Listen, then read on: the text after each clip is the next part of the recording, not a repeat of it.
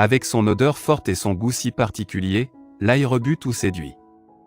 Cru, cuit ou en poudre, l'ail fait pourtant partie des remèdes naturels les plus efficaces. En effet, de nombreux scientifiques se sont penchés sur ses bienfaits.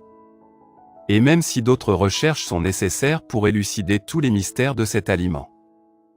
Il s'agit d'une piste potentielle pour prévenir et lutter contre ces 14 infections. Appartenant à la famille des Liliacées, l'ail, aussi nommé Allium sativum, est un condiment populaire dans de nombreuses cuisines du monde. Originaire d'Asie centrale, il s'illustre par sa teneur en composés organosulfurés, en antioxydants et par son principal composé actif, l'allicine. Cette composition lui offre de nombreux bienfaits et en fait un ingrédient de base en matière de remèdes naturels. Les bienfaits de l'ail. Source de potassium, de calcium, de magnésium, de phosphore, de vitamine C et B9. L'ail aurait un effet cardioprotecteur et des propriétés anti-inflammatoires, antimicrobiennes, antifongiques, antiseptiques et anti-inflammatoires. Par ailleurs, il permettrait de fluidifier le sang, de lutter contre certains cancers et de réduire le diabète. Dans le domaine cosmétique, on lui attribue des bienfaits pour prendre soin de ses cheveux, de ses ongles et pour lutter contre l'acné et les verrues. De même, il serait efficace pour prévenir et traiter certaines infections en luttant contre les agents pathogènes en cause. Parmi ces derniers, on retrouve Helicobacter pylori, H. pylori, une bactérie qui entraîne des troubles digestifs. Candida, une levure responsable de mycoses et de troubles cutanés. Staphylocoque, des bactéries que l'on retrouve en cas d'intoxication alimentaire et de gastro-entérite.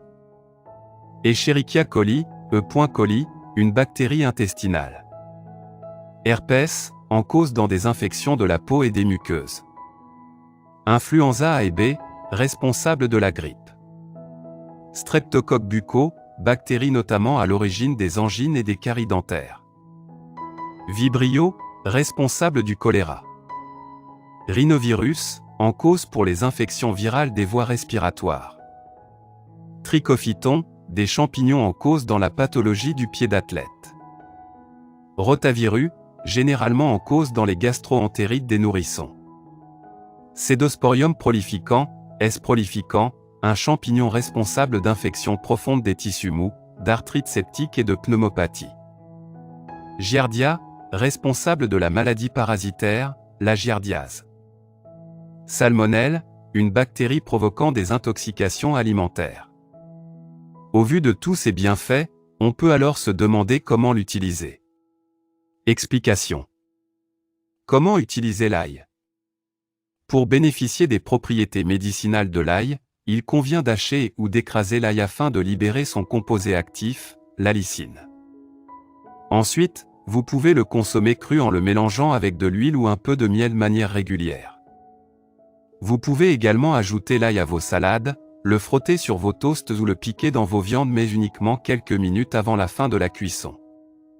L'ail cuit a un profil nutritionnel moins intéressant que l'ail cru car la chaleur neutralise l'allicine et réduit la teneur en antioxydants. En ce qui concerne une utilisation externe, optez pour les cataplasmes et l'huile d'ail. L'astuce en plus. Pour réduire la mauvaise haleine liée à la consommation d'ail, mâchez des feuilles de persil, de la réglisse ou encore de l'anis. Mise en garde. En cas d'excès, l'ail peut provoquer des brûlures d'estomac. Par ailleurs, son application topique doit se faire uniquement sur la zone à traiter car sur des zones saines. L'ail, notamment cru, peut être très irritant et à l'origine de brûlures et de réactions allergiques. L'ail est déconseillé aux personnes sous traitement anticoagulant et ou qui viennent de subir une intervention chirurgicale. Par ailleurs, les remèdes à base d'ail, par voie orale ou en application externe, sont déconseillés chez les enfants.